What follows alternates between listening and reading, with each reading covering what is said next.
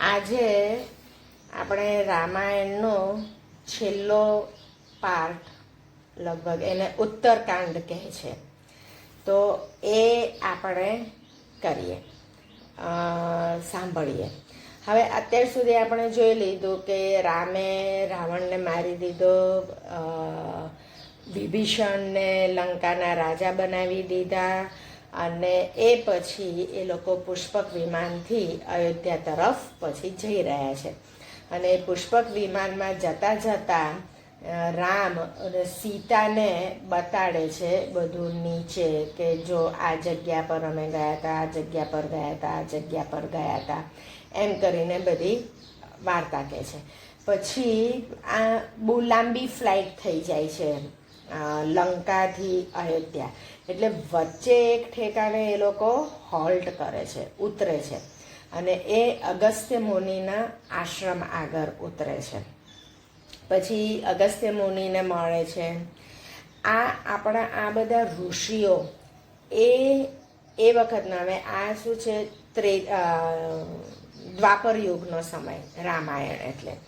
તો એ યુગમાં આપણા કેટલી ટેકનોલોજી હતી. એક તો આ વિમાન હતા, અને આવી રીતે આપણા ઋષિમુનિઓ હતા. તો એ ઋષિમુનિઓ એટલા ઇન્ટેલિજન્ટ હતા, એમને આગલા યુગોની પણ બધી વાર્તાઓ, એટલે બધી કથાઓ અને જે બન્યું હતું એ બધું જ એમને ખબર હતી. તો આ રામ ભગવાન અગસ્ત્ય મુનિને કહે છે, અને અગસ્ત્ય મુનિ કહે છે કે તમે બહુ સારું કાર્ય કર્યું, કે તમે આને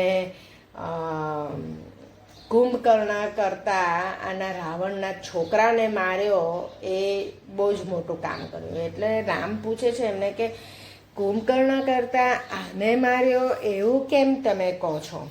સારું. એટલે પછી આ બધી વાર્તા કહે છે કે આ રાવણનું બેકગ્રાઉન્ડ, આખું રાક્ષસોનું બેકગ્રાઉન્ડ શું છે, આ એમની હિસ્ટ્રી. આપણા દરેકની અંદર, આપણે મહાભારતની અંદર પણ એમના પૂર્વજોની હિસ્ટ્રી પણ આખી કહેવાયેલી હોય છે. તો આ કહે છે અગસ્ત્ય મુનિ કે સતયુગના વખતમાં પુલસ્ત્ય નામના ઋષિ હતા, અને એ પુલસ્ત્ય એ બ્રહ્માજીના પુત્ર હતા. તો એમણે બહુ તપ કર્યું, અને એ તપ કરવા માટે એક તૃણબિંદુના આશ્રમે ગયા હતા. એ તૃણબિંદુ નામના ઋષિ હતા, અને ત્યાં આગળ રહીને એ તપ કરતા હતા. પછી એ તપ કરતા હતા ત્યારે અપ્સરાઓ, આ સતયુગનો સમય છે, એટલે આ સતયુગની અંદર આ જે 14 લોક છે ને, આપણા દેવલોક, ઇન્દ્રલોક, બ્રહ્મલોક, એ બધા 7 લોક આપણાથી ઉપર અને 7 લોક આપણાથી નીચે, પૃથ્વીથી નીચે, એવી રીતે પાતાળ અને સ્વર્ગ, એવી રીતે 14 લોક છે એવું કહે છે. હવે અત્યારનું સાયન્સ કેટલું પુરવાર કરી શક્યું છે એ ખબર નથી. હવે આપણે ગેલેક્સીને એક લોક માનતા હોય તો એવું રીતે કે 14 લોક, 14 ગેલેક્સીઓ હશે એવું કહે છે. હવે ખબર નહીં, પણ એટલે એ સતયુગના વખતે આ બધી ઇન્દ્રલોકની અપ્સરાઓ એ પૃથ્વી ઉપર આમ ઇઝીલી આવન જાવન કરી શકતા હતા. શું વેહિકલ હશે, શું હશે ખબર નહીં, પણ એ આવી શકતા હતા. એટલે આ પુલસ્ત્ય મુનિ તપ કરવા બેસે ને, તો આ અપ્સરાઓ આવીને એમની તૃણબિંદુ ઋષિની છોકરીની સાથે આ અપ્સરાઓ રમવા માટે આવતા હતા. અને પછી એકવાર એવું થયું કે એ દિવસે આ એમની દીકરી રમવા માટે હતી નહીં સાથે, અને આ અપ્સરાઓએ પુલસ્ત્ય ઋષિનો તપભંગ કર્યો. એટલે પુલસ્ત્ય ઋષિએ શ્રાપ આપ્યો કે હવે જો તમે અહીંયા આગળ મારી સામે આવશો તો ખાલી દ્રષ્ટિપાતથી તમે ગર્ભવતી બનશો. વિચાર કરો, ખાલી દ્રષ્ટિથી કોઈ માણસ કોઈ સ્ત્રીને ગર્ભવતી કરી શકાય. એ વખતે એ સતયુગમાં એ લોકોની પાસે આવી શક્તિ હતી કે ખાલી દ્રષ્ટિથી ગર્ભવતી કરી શકાય.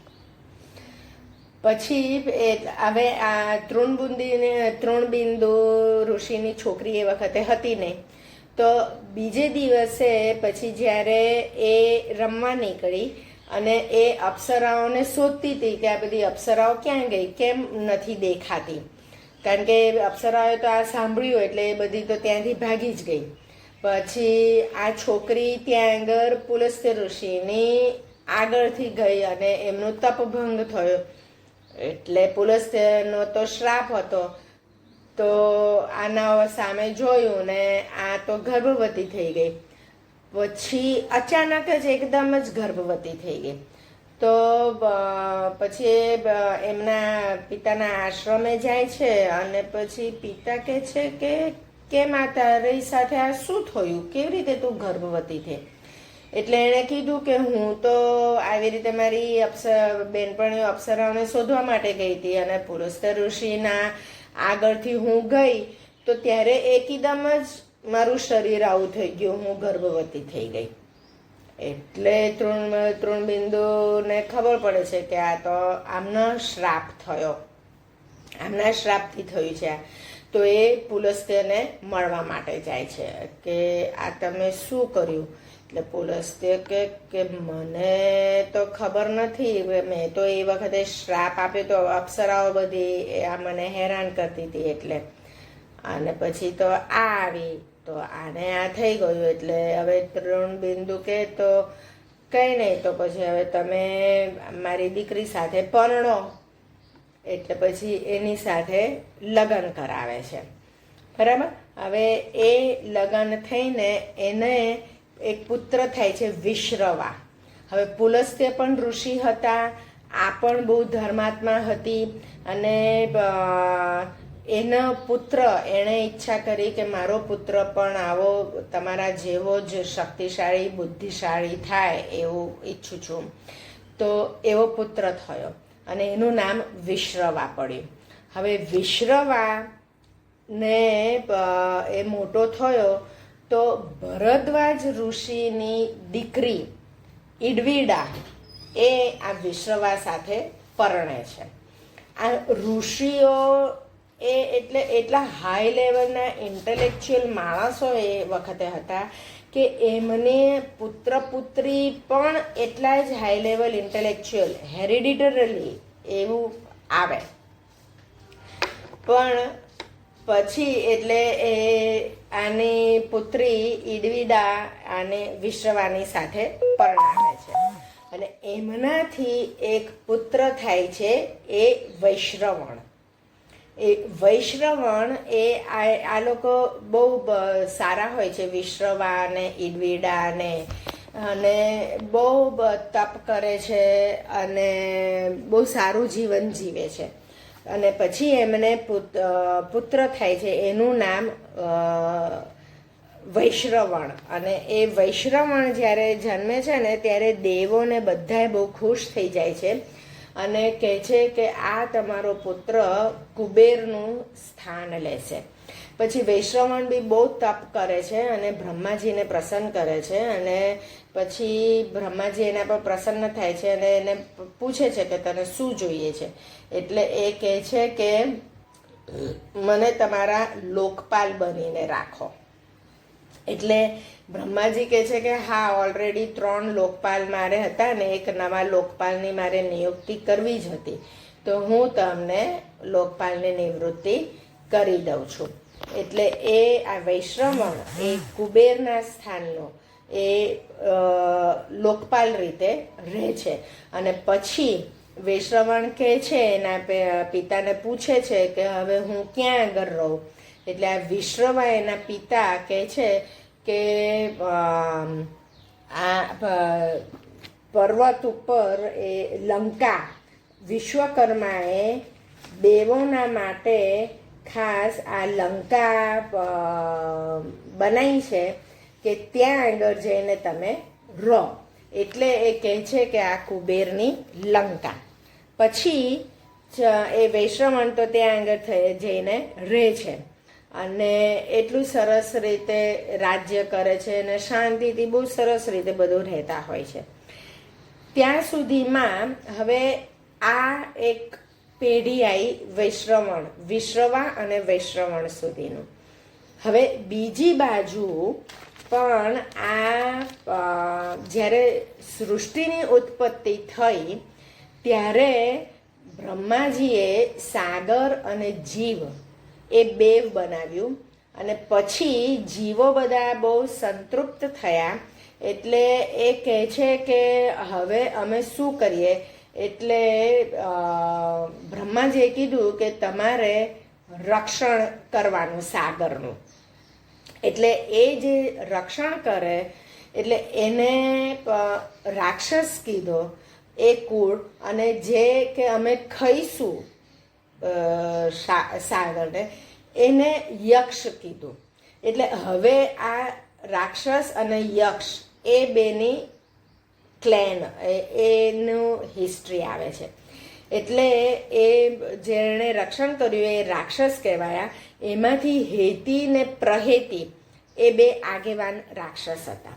પછી હેતીનું લગ્ન યમની બહેન સાથે થાય છે. પ્રહેતી બહુ સારો હોય છે, બહુ ધર્માદાર તપ કરવા વાળો હોય છે, એને લગ્ન નહોતું કરવું. આ હેતી અને એ યમની બહેનની સાથે લગ્ન કરે છે. એમનો એક છોકરો થાય છે વિદ્યુતકેશ.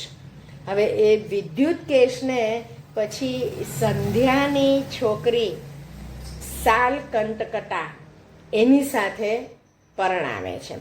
હવે આ સાલકંટકટાની સાથે પરણે છે, પછી એક પુત્ર થાય છે. હવે આ સાલકંટકટાને છે ને એને ખાલી ભોગવિલાસ જ કરવો હતો, એને એ છોકરો રાખવો નહોતો. તો આ પર્વતના ઢોળા ઉપર એને પુત્ર થાય છે ને એ મૂકીને જતી રહે છે. એ જતી રહે છે અને પુત્રનું નામ હતું સુકેશ. પણ એ પછી બહુ ઘમંડી ને એવો હોય છે. હવે એનો લગ્ન એક દેવાવતી, એક ઋષિની પુત્રી સાથે થાય છે, દેવાવતી. અને દેવાવતીથી 3 છોકરા થાય છે, માલ્યવાન, સુમાલી અને માલી. અને એ 3એ એટલા બધા બળવાન અને એટલું બધું તપ કર્યું કે બ્રહ્માજી એમના ઉપર પ્રસન્ન થયા. અને એ લોકોએ કીધું કે અમને 3 ભાઈઓની વચ્ચે એકદમ સુમેળ રાખો, એવું વરદાન માંગ્યું હતું. એટલે એવી રીતે અને પછી આ 3 છોકરાઓ બહુ ઘમંડી બની ગયા અને બધા દેવોને બધાને હેરાન કરવા માટે ને શક્તિશાળી થઈ ગયા હતા. એટલે દેવોને બધાને હેરાન કરવા માંડ્યા. તો હેરાન કરવા માંડ્યા એટલે પછી દેવો ગયા વિષ્ણુ પાસે. અને વિષ્ણુએ કીધું કે સારું, મારા ધ્યાનમાં છે જ આ લોકોનું અને હું એ લોકોનો સંહાર કરીશ. તો પછી એ વિષ્ણુ સાથે આ લોકોનો યુદ્ધ થાય છે. અને યુદ્ધ થઈને એક માલીને મારી કાઢે છે વિષ્ણુ, અને સુમાલી ને માલ્યવાન એ બે જતા રહે છે પાછા અને લંકા આગળ જઈને રહે છે. હવે એ લોકોને એટલા બધા ભગાડ્યા ને તો એ લોકો રસાતા એટલે પાતાળમાં જઈને રહે છે, લંકા પણ પહોંચતા નથી. હવે આ પાતાળમાં જઈને રહ્યા ને પછી એક દિવસ હવે સુમાલીની છોકરી એ કૈકસી, એટલે હવે આ બાજુથી પેઢી આવી સુમાલી સુધી અને આ બાજુથી પેઢી આવી હતી વિશ્રવા અને વૈશ્રવણ સુધી. હવે સુમાલીની છોકરી કૈકસી એ વિશ્રવા સાથે લગ્ન થાય છે, બરાબર. હવે વિશ્રવાનો એક છોકરો ઓલરેડી વૈશ્રવણ છે જે કુબેર છે. હવે કૈકસી અને વિશ્રવાથી આ રાવણ, કુંભકર્ણ, શૂર્પણખા અને વિભીષણ એ પણ કેવી રીતે થાય છે? કૈકસી આની વિશ્રવા અશ્વમેઘ યજ્ઞ કરવા બેસેલા હોય છે અને ત્યાં આગળ આ જઈને ઊભી રહે છે. હવે આ સુમાલી પણ બહુ હોશિયાર તાકાતવાળો ને એવો હોય છે, એટલે એની છોકરી પણ એટલી જ તાકાતવાળી અને હોશિયાર હોય છે. હવે એ ત્યાં આગળ જઈને વિશ્રવાની સામે ઊભી રહી. વિશ્રવાએ પૂછ્યું કે તમે શેના માટે આવ્યા છો? એટલે એ શું કે તમે તમારા યોગ બળથી મારા મનની ઈચ્છા જાણી લો. એ આવી રીતે એટલે પાછું વિશ્રવા સમાધિમાં જઈને આના મનની ઈચ્છા જાણી. તો કૈકસીને ઈચ્છા હતી વિશ્રવાથી પુત્ર કરવાનું, પણ કે તમે અત્યારે ખોટા સમય પર આવ્યા છો. તમારા પુત્રો અત્યારે બધા રાક્ષસ જેવા થશે. એટલે વિચાર કરો કે આની અંદર બી આ એ લોકોએ મેન્શન કર્યું છે કે ગર્ભાધાન પણ કયા સમયે થવું જોઈએ તો તમારા પુત્રો સારા થશે. આવું જ સેમ કેસ દીતિ અદિતિનું થયું હતું જ્યારે કશ્યપથી એમને પુત્રો કરવાના હતા. ત્યારે દીતિએ પણ કીધું કે મને અત્યારે તમારી સાથે સંભોગ કરવો છે પુત્ર કરવા માટે, પણ એ સાંજનો સમય હતો. કશ્યપે ના પાડી કે આ સમય નથી, આમાં રાક્ષસો પેદા થશે. એટલે કે ના, અને પછી એ દીતિના બધા જે વંશોજ આવે એ બધા રાક્ષસો થયા. અને અહીંયા આગળ બી આમ ના પાડે છે વિશ્રવા. પછી કૈકેયી કહે છે કે મને આવા પુત્રો નથી જોઈતા. તો બી પછી વિશ્વા કહે છે કે હવે આમાંથી કોઈ છૂટકો નથી, પણ હું તમને એટલું થોડુંક વરદાન આપું છું કે તમારો એક પુત્ર સરસ ધર્માત્મા થશે. એટલે આમ કરીને એને આ દશગ્રીવ, આ રાવણનું એકચ્યુઅલ નામ દશગ્રીવ હતું. એને રીતસરના 10 માથા હતા અને 10 હાથ ને એવું બધું, એવી રીતનો જ એ પુત્ર જન્મેલો હતો. પછી એ કૈકેસીને ખબર પડે છે કે આ વૈશ્રવણ એટલે એ કુબેર એ મારો આ સાવકો પુત્ર કહેવાય. એ બહુ ધનવાળો છે ને, અને એ રહે છે લંકામાં, બરાબર. એટલે હવે કૈકેસી પણ અહીંયા લંકામાં રહેવા માંડી હતી. હવે એના પુત્રો આ બધા રાવણને થયા. હવે સુમાલી જે બહુ જ બળવાન હતો ને, એ પાતાળમાં રહેવા જતા રહ્યા હતા લંકા છોડીને. એ હવે રાવણને ચડાવે છે કે ભાઈ આ લંકામાં તું રહે છે અને તારું રાજ છે, તો એક કામ કર, તારા સાવકા પુત્ર કુબેરને તું અહીંથી કાઢ અને આ આખું રાજ્ય તારું થઈ જશે. એટલે રાવણ કહે છે કે પણ હું શું કામ, મારા સાવકા ભાઈ બહુ સારો છે અને એને હું શું કામ કાઢું? તો બી પેલા બીજા છોકરા સોમાલીના એ ચડાવે છે અને પછી આવી રીતે આ રાવણ કુબેરને કાઢે છે. એટલે આપણે જે કહીએ છીએ કે આ કુબેરની લંકા હતી, તો એકચ્યુઅલમાં એ કુબેરની પહેલાં રાક્ષસો રહેતા હતા, પછી એ બધા રસાતાળ થયા, એ પછી લંકા વપરાતી નહોતી, એટલે પછી આ લોકોને રહેવા માટે આપી આ કુબેરને ને એમને. અને પછી પાછા આ, કારણ કે સુમાલીની છોકરી આની સાથે પરણાવેલી હતી આ કુળની, એટલે એ પાછી કીધું, ચડાઈ કરી અને કીધું કે હવે તું તારું લઈ લે પાછું અને આ કુબેરને બહાર કાઢ. તો પછી વૈશ્રવણ સમજી જાય છે, એ એના પિતા પાસે જાય છે, વિશ્રવા પાસે, કે આવી રીતે આ કહેવા માટે આવ્યો તો હું શું કરું?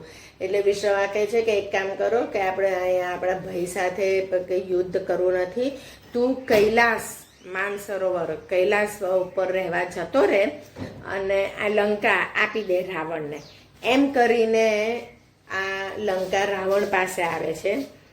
પછી આ રાવણ ફરતો જંગલમાં ફરતો મય દાનવની છોકરી, મય દાનવ એની છોકરીને લગ્ન કરવા માટે નીકળ્યો હોય છે અને રાવણને આ છોકરી ગમે છે અને એ આ મંદોદરી, એટલે મય દાનવની છોકરી આ મંદોદરીની સાથે રાવણનું લગ્ન થાય છે.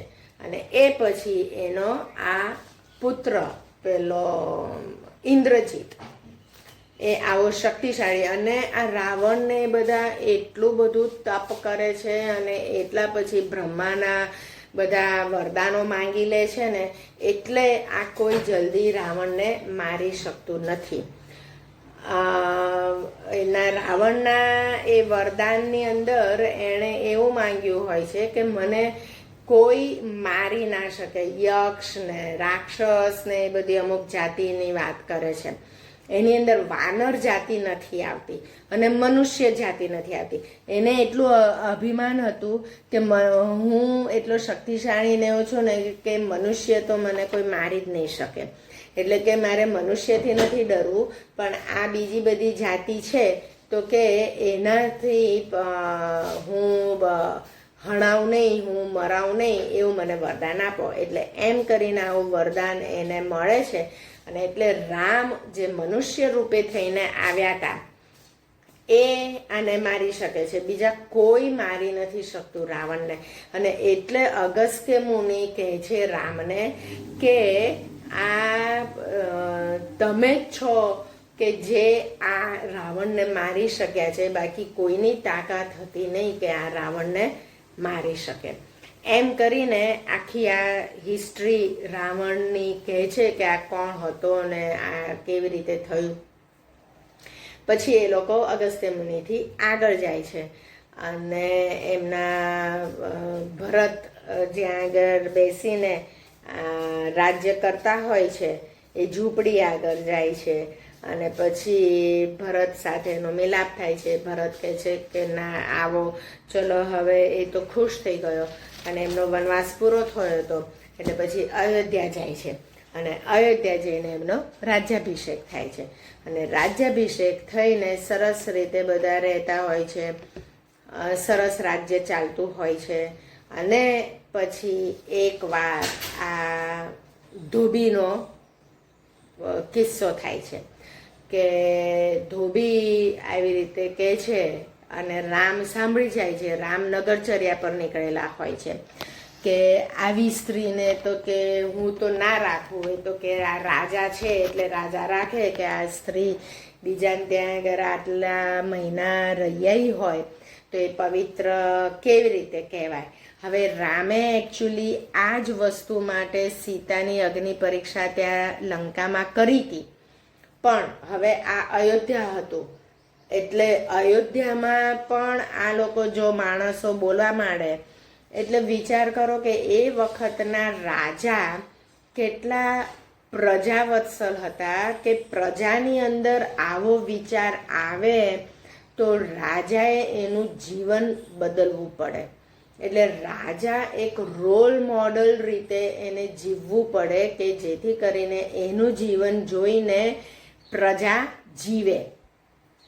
એટલે આવી રીતે પછી આ ધોબી કહે છે અને પછી સીતાનો ત્યાગ કરે છે અને સીતાને પછી લક્ષ્મણ મૂકવા માટે જાય છે અને વિશ્વામિત્ર ઋષિના આશ્રમમાં રહે છે. અને ત્યાં આગળ લવ અને કુશ જન્મે છે. પછી આ બાજુ રામ અશ્વમેઘ યજ્ઞ કરતા હોય છે, એમનો ઘોડો બધે નીકળે છે. ત્યારે લવ અને કુશ આ ઘોડો પકડીને રાખે છે. ત્યારે બધા આ લોકો યુદ્ધ કરવા માટે આવે છે. બધા સૈનિકો આવે છે, શત્રુઘ્ન ને ભરત ને લક્ષ્મણ ને બધાએ આવે છે, પણ બધાને હરાઈને મોકલે છે. અને પછી છેવટે રામને આવવું પડે છે. અને પછી રામ એમને પૂછે છે કે તમે બહુ વીર પુરુષ, બહુ વીર બાળકો છો, તમારી માતા ને પિતા કોણ છે, તમે ક્યાં રહો છો, એમ કરીને પૂછે છે. અને પછી ત્યાં સુધી છે ને લવકુશને સીતા કહેતી નથી કે તમારા પિતા રામ છે અને અયોધ્યાના રાજા છે. લવકુશ ખાલી સીતાને ઓળખે કે આ અમારા માતા છે, સીતા માતા, અને કે અમે અહીંયા વિશ્વામિત્ર ઋષિના આશ્રમમાં રહીએ છીએ. એટલે પછી લવકુશ લઈ જાય છે અને ત્યાં આગળ સીતાને જુએ છે રામ. અને પછી રામ પણ ઓળખી જાય છે. પછી એટલે લવકુશ છે ને ત્યાં આગળ આ કથા કહેતા હોય છે આખી રામાયણની. વિશ્વામિત્રએ એમના જ પુત્ર રામના પુત્ર લવકુશને આ આખી કથા કહે છે. અને એટલે લવકુશ રામને સંભળાવે છે. એટલે પછી રામને થાય છે કે આ તો મારા જ બાળકો લાગે છે. અને પછી એ ખબર પડે છે કે આ તો અમારા જ બાળકો છે. પછી રામ લવકુશને આમંત્રણ આપે છે કે તમે અયોધ્યામાં આવો અને આ રામકથા કહો. અને પછી એમના મહેલમાં પણ રામકથા કહે છે. અને ત્યાં આગળ પછી સીતા આવે છે. અને પછી રામ સીતાનું આગમન કરે છે, લવકુશને સ્વીકારે છે.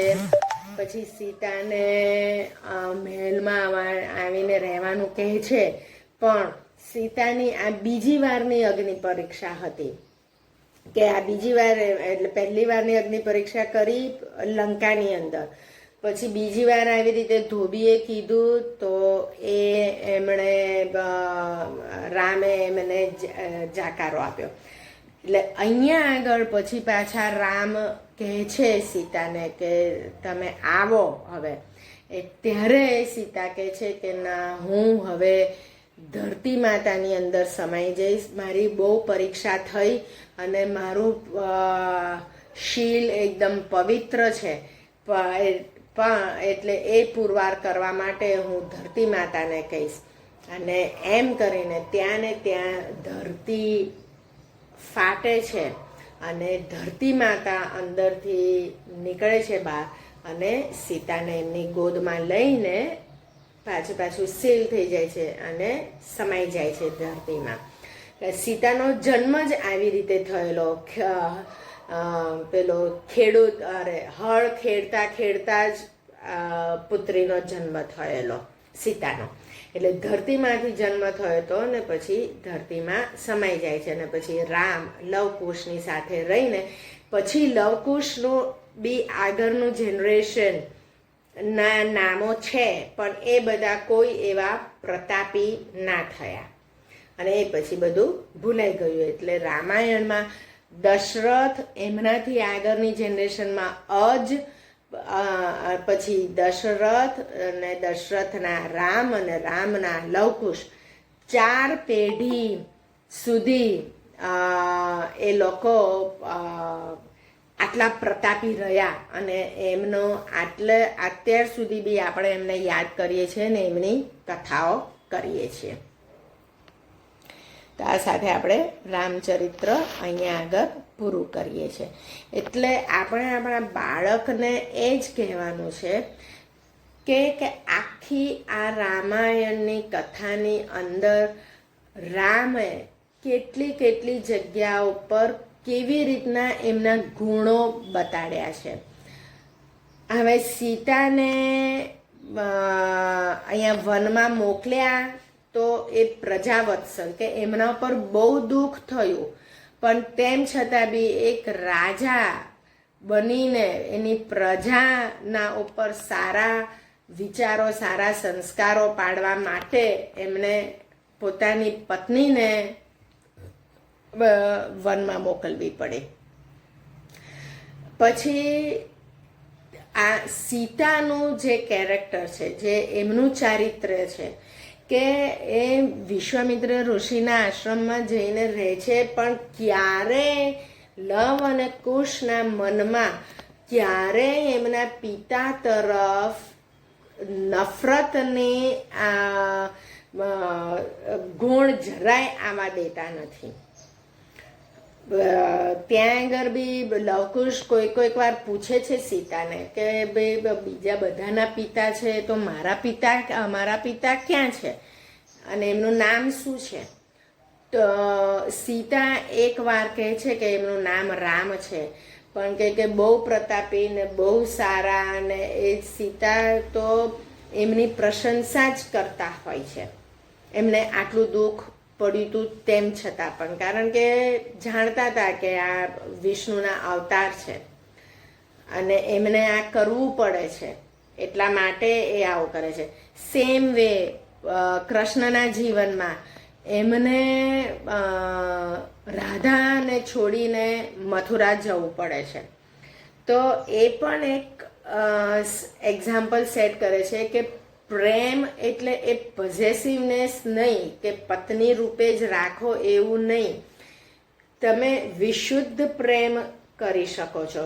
રાધા તો ઓબ્વિયસલી કૃષ્ણની જ એક બીજી શક્તિ હતી, પણ એમને પ્રેમ રૂપે જોઈને, પ્રેમ એ છોડીને એમનું કર્તવ્ય કર્મ કરવા માટે ગયા હતા. મને એટલે એની સાથે એ રાધા પ્રત્યેનો પ્રેમ એમનો ક્યારે ઓછો થયો નથી. પછી પત્ની રૂપે રૂક્ષ્મણી ને સત્યભામા ને એ બધા પત્ની રૂપે રહ્યા, પણ એમનો જે વિશુદ્ધ પ્રેમ હતો એ રાધા માટે રહ્યો છે. એવી જ રીતે અહીંયા સીતા અને રામનું, કે રામે પરીક્ષા કેટલી વાર સીતાની કરી, પણ તેમ છતાં બી સીતાનો વિશુદ્ધ પ્રેમ રામ માટેનો રહેલો છે. અને એ ક્યારેય એમણે અપશબ્દ કે મનમાં એ વિચાર, ખરાબ વિચાર રામ માટે લાવ્યા નથી. એટલે એ ઉચ્ચ કક્ષાનો પ્રેમ આપણે આપણા બાળકને સમજાવવાનો છે કે આવો પ્રેમ જીવનમાં હોવો જોઈએ. નહીં કે શરતોથી, કે અત્યારે તો બધા શરત ઉપર લગ્ન થાય છે કે હું તો નોકરી કરીશ જ, અને હું તો મારો પગાર મારી પાસે જ રાખીશ. અત્યારે તો એવી એ શરતો મૂકે છે કે તારા મા બાપને હું રાખીશ નહીં. આવું હોય છે. એટલે this is not called love, this is called contract marriage. Contract ઉપર બધું ચાલે, અને કોન્ટ્રાક્ટ બ્રેક થાય તો કે તું છૂટો ને હું છૂટી. એટલે આવું આપણે આપણા બાળકને નથી શીખવાડવાનું. આપણા બાળકને આવો ઉચ્ચ કોટીનો પ્રેમ શીખવાડવાનો છે કે ગમે તે થાય, એ પ્રેમ એ બધી જ વસ્તુઓની ઉપર છે. દુનિયાવી તમને પિક્ચર જોવા મળે કે ના મળે, હોટલમાં ખાવાનું મળે કે ના મળે, પણ પતિ પાસેથી હંમેશા પ્રેમ મળતો હોય તો એટલા ઓછા રૂપિયાની અંદર પણ તમે શાંતિથી સરસ રીતે જીવી શકો, એવું આપણે શિક્ષણ, આપણે બોધ આપણા બાળકને આપવાનો છે. અને લવકુશના જીવનનો પણ બોધ, કે એ ક્યારે એમને જ્યારે ખબર પડી કે આ રામ જ અમારા પિતા છે, અને આ મારા પિતાએ અમારા માતાને આવી રીતે આશ્રમમાં મોકલી દીધા હતા, પણ તો એ લવકુશના મનમાં લેશ માત્ર પણ ગુસ્સો નથી એમના પિતા માટે. કારણ કે એ સમજતા હતા કે મારા પિતાએ પ્રજાના માટે થઈને મારી માતાને આવી રીતે કરેલું હતું. એટલે એ પ્રજાનું જે ધ્યાન રાખવાનું હોય એ પણ આની અંદર બોધ મળે છે. અને રામના એમના આખા જીવનમાં જોવા જઈએ તો એમણે એમના પોતાના સુખ માટે તો એવું કશું કર્યું જ નથી. પહેલાં પિતાની આજ્ઞા પાળી અને સુખેથી પછી એ વનમાં ગયા, અને વનની અંદર બધા એમણે એમના કાર્યો કર્યા. એમને ખબર હતી એમનો આ અવતારી જન્મ હતો, એટલે એમને ખબર હતી કે મારે આ રાવણને ને એ બધાને મારવાના છે. એટલે પણ આ રીતે એમણે પિતાની આજ્ઞાનું એમણે ક્યારે ગુસ્સો બતાડ્યો નથી.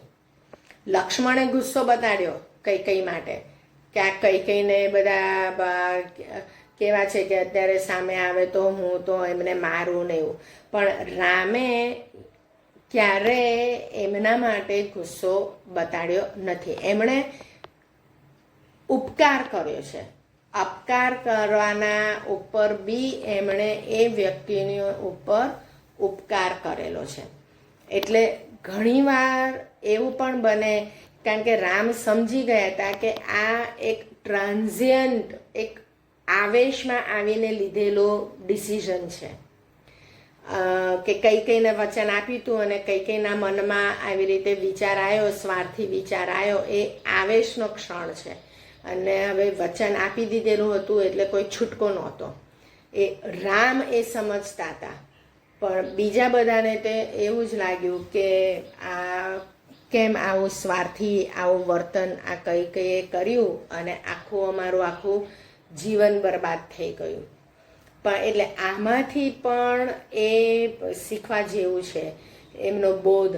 આપણે આપણા છોકરાને સમજાવવાનું કે ક્યારેક આપણા જ નજીકના લોકો આવેશમાં આવીને આવી રીતે કંઈક આપણને નુકસાન કરી જાય, પણ એ દિલથી એવા ન હોય. કઈ ક્યારે રામ, લક્ષ્મણ, ભરત અને શત્રુઘ્ન અને આ ત્રણેય માતાઓએ બધાને સરખા જ રાખેલા હતા, સરખો જ પ્રેમ કરતા હતા.